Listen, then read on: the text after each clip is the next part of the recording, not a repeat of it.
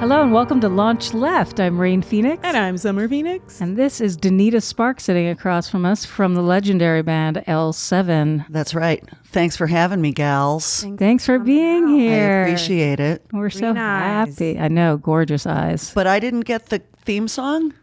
I don't get the theme song. I don't rate the theme song. Or do you guys do that like after No, I it's leave? actually I don't have a pre-recorded. piano here, Yeah, so piano. She was I did supposed some to sing operatic it. She didn't. singing. Yeah. We like to talk over each other. I know. Welcome to the I do show. too. Good. It's a mess. Keep it coming. This It's is a all mess. about you today. Talk over us, you and your launched artist, so please feel free. Okay. Welcome to the show. What an honor, really, to sit across from you. I remember L7 from when I was, late teens, I guess.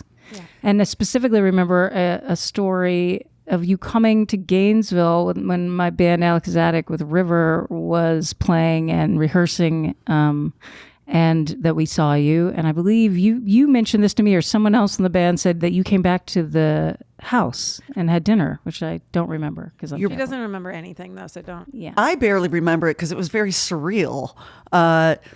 Your brother you were at the show too? No. Yeah, I think so. Were you? I remember, or maybe I was. Yeah, because I had a fake ID. I'm sure it was. Oh, Well, your brother was there for sure, and you probably were too. But your brother invited us to your guys' house to have like dinner after sound check or something weird. And Yeah. you had a long As he table. would. And yeah, so that was a trip because I don't think he was a mega star then, but he was like definitely hot shit. Right. And it was like, oh my God, River Phoenix is here, and it was very exciting. And was that at the Hardback? Do you remember? I don't remember. It was like the punk. Cool. There was only one. I mean, there was one Kind venue. of. They must have Kind played of. The Hardback was the place to play for sure at that time. And I think it was because I have, like you, very scattered memories. Yeah. But I remember this mess of hot rocker girls at some point in that time. Yes. And it was you. And I know it was you because I remember my brother talking about you guys too. So Yeah. So that was how we really met the first time. Summer was probably 11.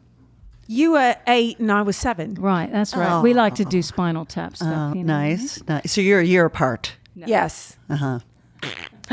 She's the baby. I'm 5 years older. Oh, you're the baby. Yeah. Yeah, but I've had children and she hasn't. So, Okay, so you get so, to be, so it looks like there's less than 5 years between us, but in fact, but Yeah. got it.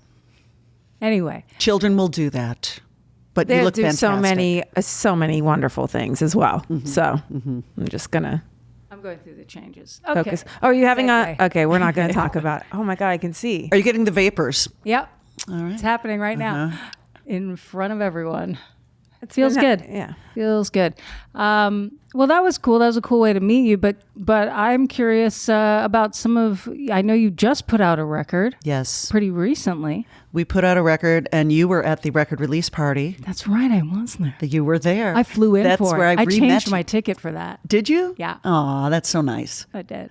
That we had a record release party at the Monty in Los Angeles for our new record, Scatter the Rats. And Rain was there with our producer, Norm Block. Normita. Normita. Yes. Normita. Yeah, he produced it, and Nick Lene produced a couple tracks on it as well. So It's really good, by the way. thank you. Listen to it. It's really rad. thank you. It's Can I time- hear a little bit about the title of the record?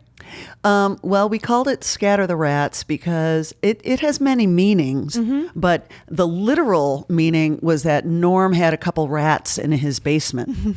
And so when the band would get to talking too much and wasting too much time, he'd say, come on, let's get rocking. We've got to scatter We've got to scatter those rats, And he didn't know how many he had in the basement because the amplifiers were in the basement, the speakers. So we would be up in the living room, but the amplification was in the basement. So his whole thing was to get rocking and scatter those rats. And I jotted it down and I said, how about let's write a song called Scatter the Rats. And so that was kind of cool because each one of the singers in L7, there are 3 of us, and we each took a verse, but the rule was we could not hear what the other person's verse was. So everybody had a different melody for their verse, and everybody had different lyrical take on what Scatter the Rats That's meant. great. Yeah, it was cool. Like we actually okay, you guys go out into the backyard, plug your ears, and you're not going to hear what I'm doing. And then we each did that. So It's like exquisite corpse of songwriting. It was pretty that cool. Game where people draw one limb and then close it, and the next person draws the next body part. And No. at the end, it's like a whole. Yeah. How do you know of the? Because I'm, had this idea. I'm not going to say it on air because then someone will take it. But anyway. well, maybe our next Maybe we record can could be collaborate. called Exquisite Corpse. Nice. Yeah, I love that. And then it was a friend of mine who told me that's called Exquisite Corpse because I was like, what's that name? I love that. Wow. So that's Scatter the Rats, that one song on the record, and we called the whole thing Scatter the Rats. So because it means so many things in these political, cultural times. Yeah. There are so many rats that we must get to scattering Very good point. that it kind of worked. Was that fun working with Norm and having I love his studio. We've worked there a few times. It's great. Yeah, I've always wanted that studio, like house studio in Silver Lake vibe. I've lived in Silver Lake Echo Park since 1985. Whoa. And I've never had that experience of working out of somebody's house, So finally found him, and it was really, really great. And so many times, me being sort of an East Sider, I would always have to drive out to Sound City in the Valley or drive into Hollywood and go to, not that I'm complaining about being in those fabulous studios, but, it was really cool to be blocks away from Norm and with his pit bull, Sadie, and sexy Shady, as we would call her, and and hang out with Norm. Yeah. So it was great. Speaking of Norm, Lauren Rocket, who I think connected you guys originally, or told Norm you should talk to L7 or something, had a couple questions for you. She's been a longtime fan, as you know, Okay. and she was in the all-girl band called Rocket Yes. as well, and so she had a couple questions she thought to ask you. Would you be open to answering I them? would be open to anything Okay. from Lauren. Great. Blocks away from Norm Block. Let's go. All right. Well, the first one was, who were her inspirations and the first record she bought? The first record I ever bought, which my older sister was mortified when I bought it, was the Partridge Family's first album. So I was in second grade. I love it. My sister hid from me at, it was a store called Corvettes, which was pre-Kmart. And they had a record department, and I bought that. And she was mortified. And then the second album I bought was Shana Na. But I was cool. fortunate enough to have older sisters who had really great taste in music. So of course, the Beatles and the Stones and the Monkees, and then later Bowie and Bob Marley and Velvet Underground and all that stuff. So I pretty much scored in that department. Mm-hmm. So my influences, I would say when I heard the Ramones for the first time, that just blew everything out of the water because I thought it was so youthful and had such energy. And it didn't sound like it was made for 30-year-olds. It sounded like it was made for teenagers. And I really needed that at the time. So, and another great thing about the Ramones is that Just going to button up a little bit. as soon as you learn a bar chord, you can play all the Ramones songs. So it's like, they're like the perfect band. Mm-hmm. They're catchy, they're fast, they're youthful, they're demented. And so that was a huge... Long live the Ramones. That's right. Huge influence. When did you? This has probably been asked before, but I'm Cutting just in on Lauren's questions. Oh but I'm yeah, glad. I forgot. That's okay. Sorry. I want your. No, I just wanted We'll to get back to Lauren. know, when you finally formed your band, L7, if you guys all agreed on your influences, if it felt like a collective, that you were influenced by the same sound. You're not going to believe this, but that's the first time I've ever heard that question, which is really right on. Because it is so true. We weren't childhood mates. Mm-hmm. There were so few women playing rock and roll at that time, especially punk rockers who wanted to do hard rock as kind of a shtick, but also who liked hard rock.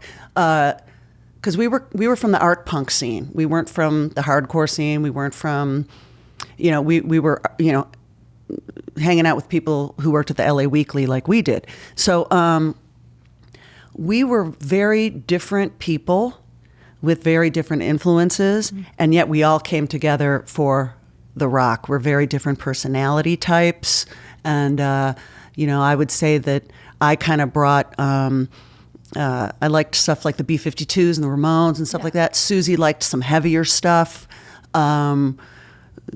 She had maybe a little more hard rock influence than I did, and I had a little more punk rock influence than she did. So we were sort of created the blueprint for the band. Do you think that your differences are part of like what broke you guys up and or also brought you back together? These are just things I'm curious about. I mean, that's all. Yeah. What I'm asking. No, really what broke us apart, we had a career that was like about 15 years long the first time, and it was 5 years of struggle, and then we were hot shit, and then the decline happened. So it was, we got 5 years of being, popular, never sold 1 million records or anything, and then there was a decline. So it's like, and the decline, when there's no money, it breaks up marriages, it breaks up bands, it breaks up all kinds of relationships. So that's what happened with us. We had no support system. Our label dropped us. We fired our manager. We just had ourselves, and we were all struggling financially, and we were hitting, we were rounding the bend towards 40.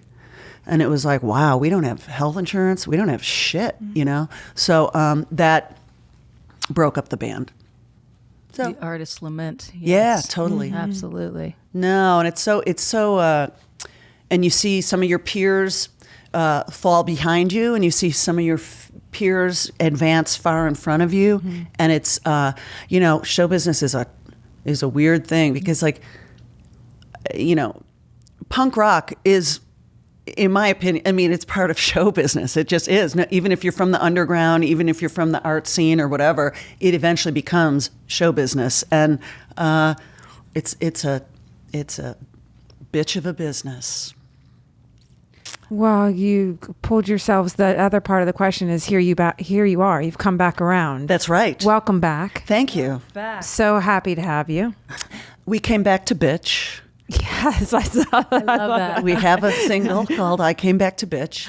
And because there is so much to bitch about, there's not only rats to scatter, there's plenty to bitch about. And that's sort of the sentiment. And I think that people were ready to have us bitch about stuff. And even though that's not what our whole record is, it's just kind of our gestalt that our people who, like, we're just a band that...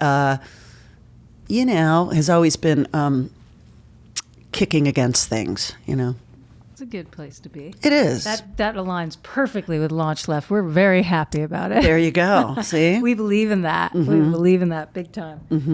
Okay, one more question for Miss Lauren. Why did you decide to have an all-female band? Was it intentional? We did not decide to have an all-female band. Our first drummer was a guy named Roy. And we had to get rid of him eventually because... he had a penis. Yeah, that was mine. He had a penis. Well, here's the thing. Roy was very sweet, but when he got wasted, he would start calling us bitches and cunts. Which we could handle. We can handle those arrows at times, even though it was, whatever. Because normally he'd be sweet. But... Split personality. Sounds yeah, like. it was... Party. It was beer. Jekyll and Hyde. I can relate. Yeah. Jekyll and Hyde. And but he refused to play a gay bar. And so that was it. Wow. Yeah, it was isn't that ridiculous? Go. Yeah. Like it was like 1985. Roy sounds great. Why did you get rid of him? Yeah, Roy was he was something else. But and so he refused to play this gay bar that we were playing at, and it was like, that's it. Yeah. He's out. He's so he was not from the art punk scene. He was just kind of a metalhead, But we were so desperate for a drummer that we had to go to metalheads and have them play with us, But then once he was out of the band, I was adamant that it would be all female. We've got to find a chick on drums because it was just, it made sense for the presentation. It made sense, anybody playing rock back then who was a woman is definitely a tough cookie, but there's none of that sexist dynamic going on. Right. Right. That's a good point. It's just yeah. Everybody's levels it safe. nicely. Yes. Yeah. Right. Safe place for you guys all to be together, no matter what. It never got to that weirdness, that kind of hatred, that weirdness. But how about touring? Did you guys have like a whole crew and dudes and feel, or did you guys rock it out on your own in a van? We rocked it out on our own in a van for years and moved our own gear, all that stuff, dealt with promoters. It was pretty interesting times. It was pretty crazy. And then we did a record with Epitaph, and then when we did a record with Sub Pop, that's when our world kind of expanded because they were getting to be hot up there in Seattle, and what was to become called grunge was bubbling up, and we sounded kind of grungy. We were punk with metal kind of mixed, and so that's when things started to explode. Wave. Yeah. Wow. Yeah. So we got lucky with that. And they got lucky with us. Amen, sister. Exactly. There you go. There you go. And speaking of badass rocker chicks, you're now signed to Joan Jett's label. That's right. Blackheart. Is it called Blackheart? Blackhearts. Blackheart Records. Blackheart Records, that's right. That she owns with her manager, Kenny Laguna. And the label is run by Kenny's daughter, Carrie Ann. Right. And it's just a very close-knit family. The cool thing about Joan was that she was turned down by like 18 labels. Mm-hmm. And then she made I Love Rock and Roll. It was like, ka-ching. So she knows what it's like to really be, ignored and then to have, to rise from the phoenix, like a phoenix, like from the ashes. I mean, that's like a true. Phoenix. Women, the most marginalized in rock, certainly when Joan was coming up, when you guys are, it's still, like, there's still a different way that, to me, it is like the marginalized sect of rock is women. It's changed a lot. I'll give it that. It really has. It's very different now. But at the time that Joan was coming up, like, it just seemed like everyone, it was all, hey, little lady, that thing that happens, like, where no one believes that you came up with the idea, that you wrote the song, that you made the record, that you carted your gear, that, you know what I mean? It's always like, oh, sure, they're just a front for like, where's the guys behind this? Where's the guys behind Where's that? Right. Yeah. No, that wasn't. So it's really cool and inspiring seeing women like you and L7, Joan Jett, I think it has been for a lot of young girls throughout these last few generations, watching like rock become totally okay with, what I mean? Like, it's okay to be a woman rocker, and it's not like this hard toil as much anymore. Well, it's weird. Like,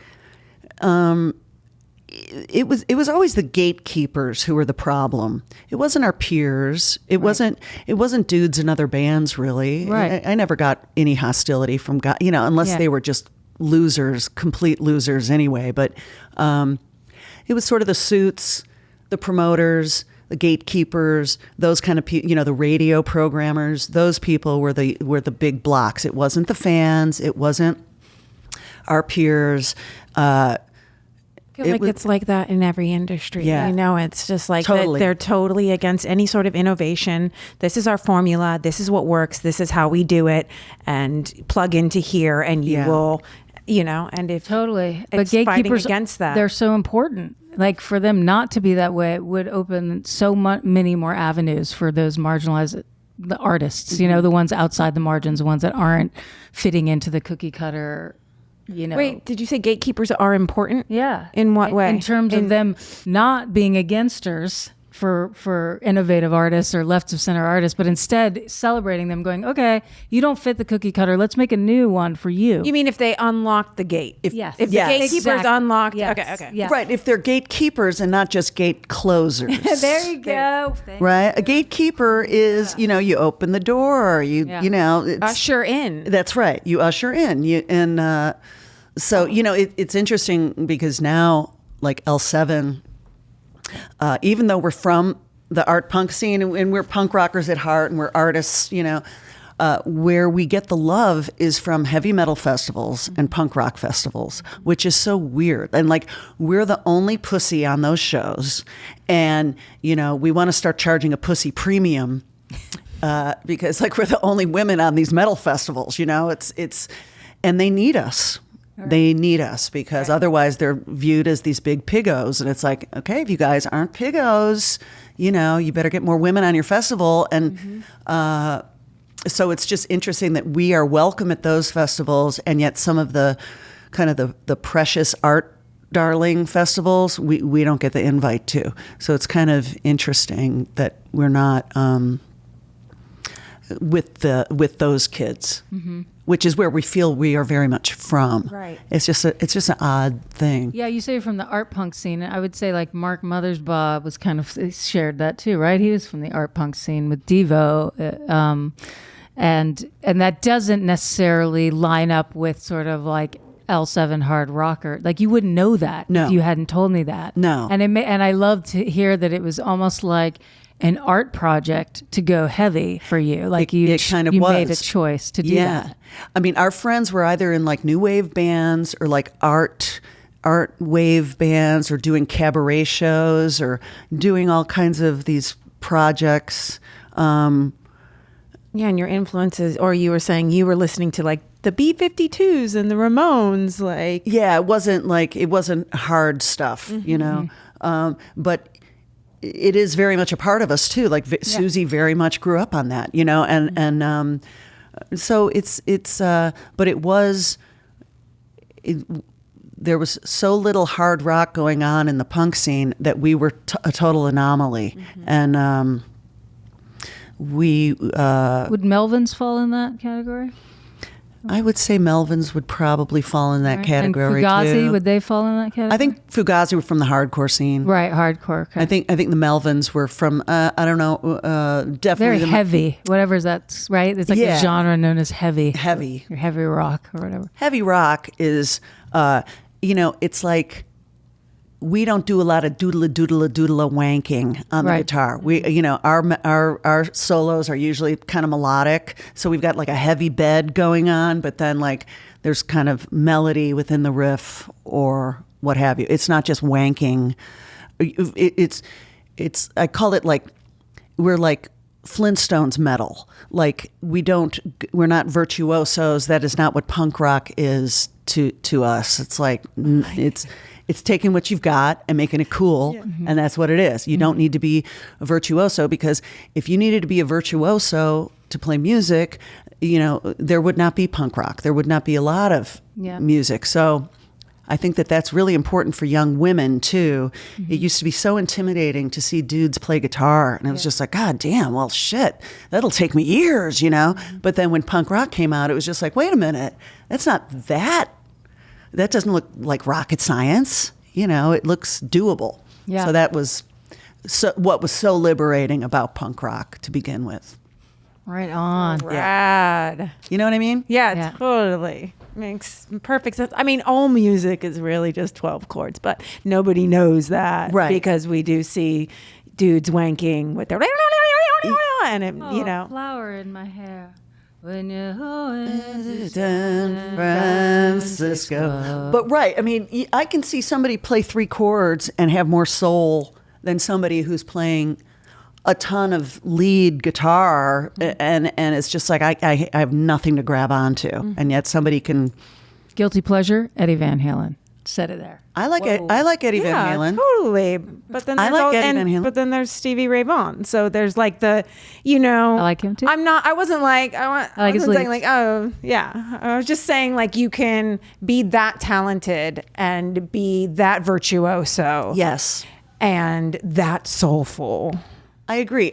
I'm not putting down studying music or becoming fucking fantastic at it at that kind of. But to me, that's more of a skill than it is. It can add to what you're doing, or it can subtract from what you're doing. Sure. Too much of that stuff, and if you don't know what you're doing, then it's a taste thing. Yeah. If you know, a good song is a good song. Doesn't matter if it's 3 chords or. And a good lead is a good lead, exactly. whether it's 3 notes or a gazillion. Yeah, I agree. I totally agree. Right.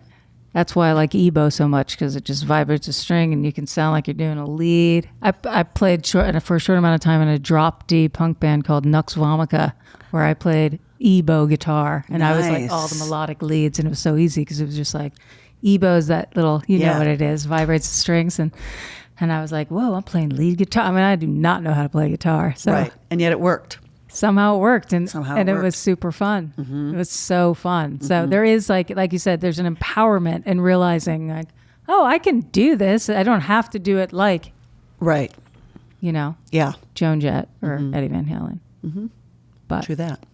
But that's really cool. Yeah, I'm so happy that this became part of the conversation. I think it's such an important, as you said, especially for young people and women, like, to recognize that there is same sort of thing with the gatekeepers. Like, there's no mold that you got to fit in order to, find a way to connect to other people, audiences, etc. Well, and it's also like, where do you put your pain? And art's the best place to do that. And so I think anything that encourages young people to pick up a guitar and put their pain in a song, or shoot a movie with it, or, I think a lot of times culturally it's like, take a pill to, you shouldn't feel pain. No, you should feel it, but you should make something beautiful from it, because that's what makes art so transformative, and that's what makes artists so important, is they translate the pain, both collective and universal, and our personal pain, in a way that other people go, oh man, thank you. Like, you wrote a song that totally speaks to what I went through. And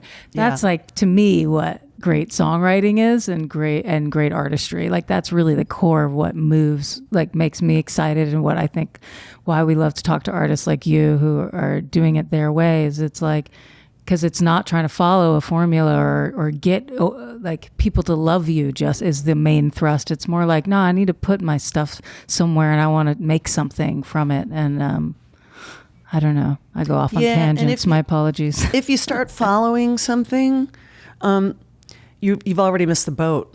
So it's kind of like you have to just kind of jump in and just try.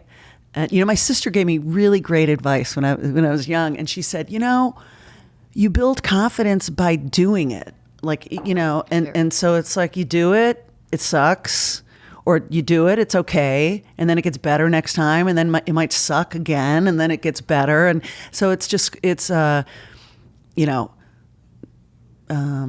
perseverance too, right? And just doing it. Yeah, just doing it. And sometimes that's the hardest thing, but it's actually kind of the easiest thing too. So if you just put your head in the right space and just do it. And there are so many ways now to just record yourself or film yourself or do all this stuff that was so difficult back in the day, just to, with an iPhone, you can do it all. Yeah. With an iPhone, you can do it all. Yeah. So. Well, and speaking of Scatter the Rats, and you specifically saying it has so many meanings because of all the rats we need in Scatter. That we need. Oh yeah, nice. All the rats we need to scatter. Drop that on you guys. Damn. Whoa, sis. Ow. Is there something that you really champion in that way, in an activist sense, going on, that's like your favorite subject to like do something for? Like, or the band, or do you have anything that just like, what, I'm really passionate about this, and it might not look like saving the world with this or doing, but we just like to ask every artist that comes on here if there's something that gets their soul kicking around giving back in some capacity, and what that thing it might be. Well, I would say that I feel like right now we're kind of in the situation where it's like, it's just got to be, I mean, for me, I feel that it's all hands on deck for the environment. It's just, Listen, I've been an activist for women's rights for years. L7 started Rock for Choice back in 1991. We had numerous benefit concerts raising hundreds of thousands of dollars for the Feminist Majority Foundation to defend clinics, get security systems for abortion clinics, and legal fees and all that stuff. And we were very involved in that. And we stepped away from that because interviews started being very focused on that subject. And we were like, look, we're a band. We've got to get back to, so Rock for Choice continues to this day. They haven't been doing much lately, but I just feel now that, like, it's just everything just seems so dire with the environment stuff. And, I think all causes deserve attention. That just seems to me like the most, oh, there will be no fish in 20 years. It's like, wow, okay, like how are we going to deal with that? Mm-hmm. So hopefully we're going to be cloning things or something, because we can't seem to be saving the ones that exist. So, I don't know. Hopefully we'll be saving the DNA of things, and we will truly be creating, we will be playing God in, 30 years? We're playing God already, right? It's fucking weird. But so yeah, that's my Debbie Downer. No, for good. The We'd always like day. to get people to talk about their Debbie Downer. Thank you. You usually get to that towards the end of the interview, and I was having anxiety that the interview was ending because I had all of these things that I wanted to ask. Problem is listening to that slipped my mind there. Okay, we can take a pause here. Let's do a pregnant pause for the environment. Do a pregnant pause. I want to look at. Oh, that's what I was gonna ask. Okay, isn't there a documentary? Yes. On your band L7, but also we're here with you, and so I wanted to know if there was any like solo situations that are taking place. Well, I, for kicks, have a performance homage band that I play drums for. Ooh. And it's called Lou Man Group. And we play Lou Reed covers in Blueface. Oh my God. And also do... That's brilliant.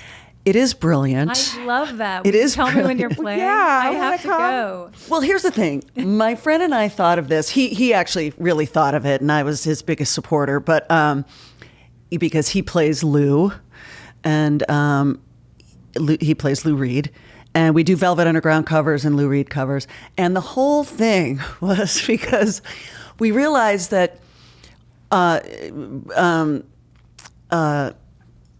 tribute bands make more money than real bands do. So we wanted... You wanted a piece of the pie? We wanted corporate gigs, or people who've got money, like a Penn Jillette. Hire Lou Man Group to play. I don't know why I keep picking on Penn Jillette, but he's got money, right? So it's like, hire Lou Man Group for your next party, and we will be great and destroy in a cool way. And that's what the whole thing is about. So we have some Blue Man Group kind of antics, and yet also we are a real band. Do you wear bald caps? No. Okay, so just the face goes blue. Just the face goes blue, because I kind of dress like Velvet Underground era. Right. Do you put blue paint on your toms or cymbals or any of your drum kit? No, my look is a turtleneck, wraparound glasses, dark, just very much like the Velvet Underground. And we each kind of have a different era of Lou Reed that we dress. So I lucked out and got to be the Velvet Underground era of Lou. But that sounds so fun. It's really fun. It's really fun. And there are props involved, usually handmade by me, involving fluorescent paint and some other things. And so that's... Oh, that was one more question from Lauren Rocket. What other art do you do besides music? Is there Blue Man Group. Okay. There you go.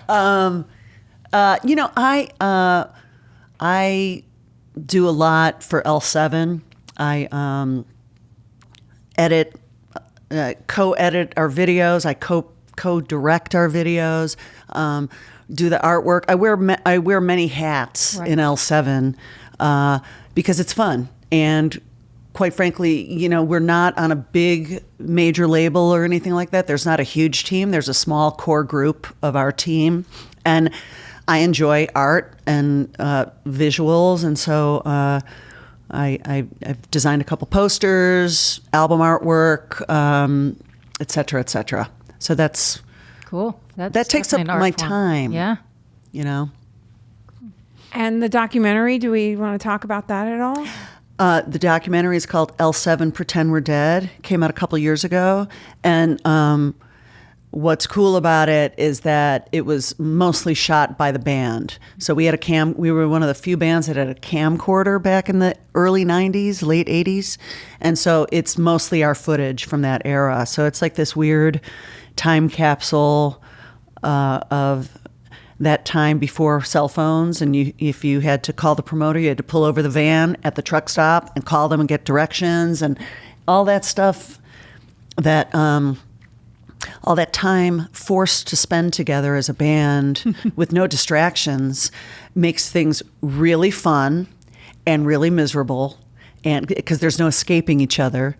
And yet those are your best times ever, because you all share these experiences of like, oh my God, that creep, remember that creep? Or, oh my God, remember that? You know, so all that stuff, there's so many distractions now for band members to just go in and hide in their headphones, in their cell phones. And there was no hiding back then. We were just in a van with ourselves and filming each other. So, so it's pretty cool footage. Yeah. And then on top of it, we've got all this footage of other bands of that era. So I'd like to do something with that too. Like, oh, here's Nirvana from the side of the stage. Here's Fugazi from the side of the stage. Mm-hmm. You know, we filmed quite a few of our peers as well. Yeah. That's cool. L7's tour diary. Yes. Doc. That's right. Very cool. There you go. Should we all do it? And I'm sure this has happened question has happened 1,000 times. I oddly remember thinking about this very question probably 17 years ago, maybe, on Gower and Larchmont. And I have no idea why, but I remember driving past this like big lighting store right there and going, L7, I wonder... Besides for the visual, the backwards visual, what are we dealing with here? What is it? Why did they name their band that? What does it all mean? What's it all about? What's it all about? L7 came about because we could not decide on a name. It was all these names that were coming in. It was like, I don't know, no. And I did not want a gender specific name, because every band at that time that had a female in it was, you know, the blah blah blahs or the da da das, you know, and it was always very, and I really wanted people to hear us and not be able to tell what we were, you know, male, female, in between, Martians. I wanted it to be this kind of enigma.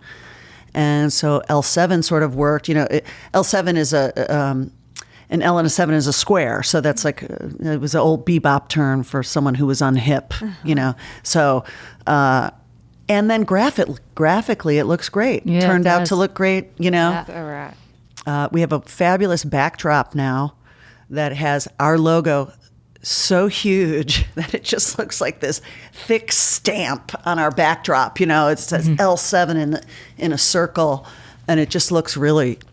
I mean, it looks like it was very planned out, and it wasn't. You know, we just kind of lucked out with it. Yeah, so. All the best things are like that. I feel like they're not too overthought. It's just like, let's just try that. And then it's like, whoa. Some people think it was a women's underwear size, L7. Some people think it was lesbian 7. Some people, you know. Right. But we'll take it. Sure, it means all that stuff. Right. Large 7. It's kind of the greatest thing, I think, for me, in art is other people's interpretation. That's right. It's so much more fun to hear than to talk or expound on like what it actually is.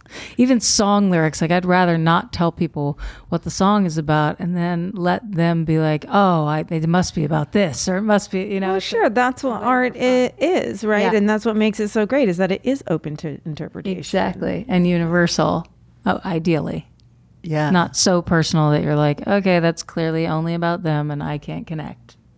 Well, it's funny too because that song I mentioned, our title song from the album "Scatter the Rats," it was like I did the first verse, and it was very, it was pretty literal about the rats in the basement, and then Susie's verse was about the rats in the city because she lives in East LA, and she said that there are just rats like everywhere.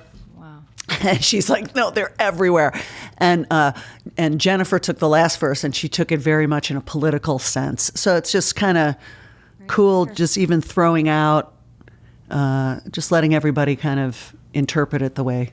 Have you ever done that before, or was that a first? That was a first. Love it. Yeah, it was really fun. We reunited in 2015, and we're still milking this cow. And we will continue to milk this cow for as long as we can.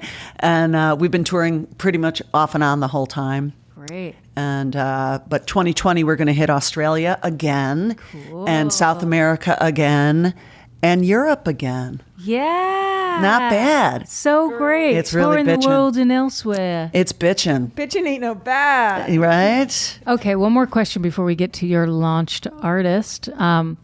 I ran across an article, I'm sure a lot of people did because it went viral, that said something to the effect of Donita Sparks wants the world to throw us a fucking bone or something The industry, like that. I think, Yeah, really the is what industry. it said. It was Sorry. Thank you, Summer. It was the entertainment industry in the sense of like we're getting over the years, and in particular, I'd say the last 10 years or so, we've been getting a lot of cultural nods from filmmakers, from characters based on us. There's a film called Her Smell that is said to have been partially inspired by L7, the character played by Elizabeth Moss. And there's been a couple scenes in movies of a girl throwing a tampon, which I'm kind of famous for doing that years ago, with an L7 poster in the background, which is all great. Yeah. But that doesn't. What would be really great is if we got our music in a film or in a television show or what have you, or on a commercial. That's how you can really give us a nod, because that stuff pays. And so it's wonderful to be an influence, and it's wonderful that we are inspiring to other art projects. That's amazing. That's a huge, huge compliment.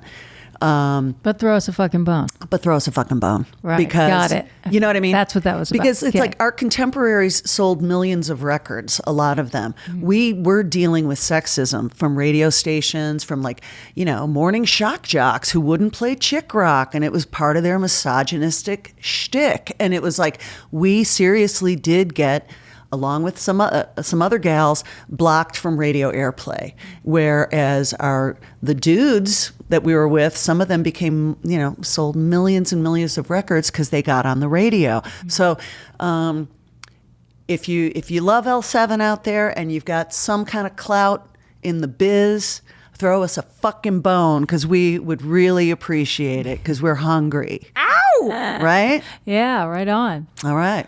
Cool. There we go. Take it away, Sam. Sam? I'm Sam now? Some. Because I play piano. Take it away, My name's some. Okay. Take it away, some. Oh, hi, miss. Hi. So happy to be sitting across from you.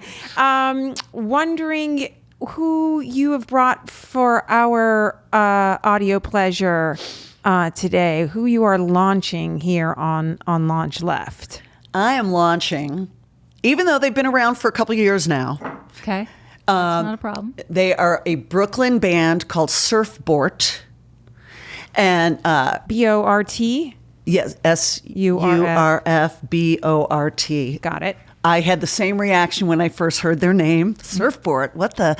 But they're really cool, and it's older dudes from Texas meet a younger gal from California. They're all artists living in Brooklyn, and that is the band. Love it. And they're very cool, and I like them because there's an enthusiasm for political, cultural statements, along with equal shares of having fun. And there's Very important. There's an urgency to her voice and her whole trip that's really great. And yet they're all really great dressers. They've got great style. They just throw it down in a really cool way. And so Surfbort is my launch band, That's man. so cool. Thank And do you have a you. specific song in mind? Surfbort has an album out called Friendship Music, and it's on Cult Records, I guess, and it's really good. And I highly recommend High Anxiety, which is the first opening track. It's just fabulous. Sweet. Hi, I'm Donita Sparks from the band L7, and I'm here to launch Surfbort with their song High Anxiety off of their album Friendship Music. Come on, dude. Fuck you, motherfucker. What time is the sound check? Check the email, dog. It was at 5. Fucking move, you fucking asshole. Heavy traffic Move. reported ahead. Heavy traffic reported ahead.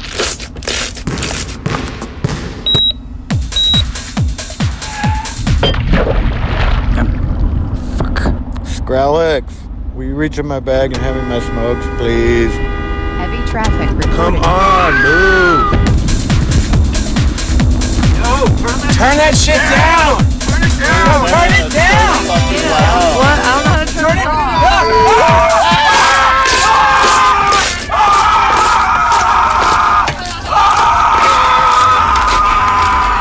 Anxiety, depression, regression, hypertension, fatigue, addiction, compulsion, binging, purging, wasting, Hep C, COPD, apnea, HIV, bulimia, anemia, anorexia, thin penis, shingles, jingles, jangles, got you down? Do you hate your government?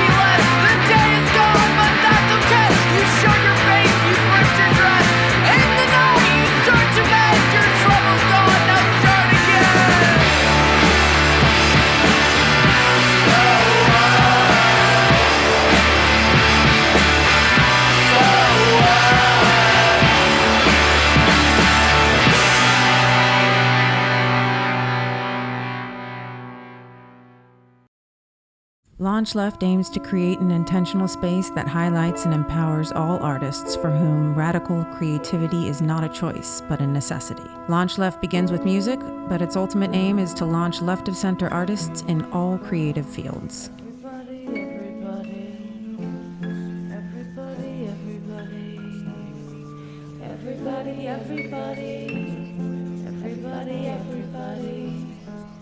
Everybody.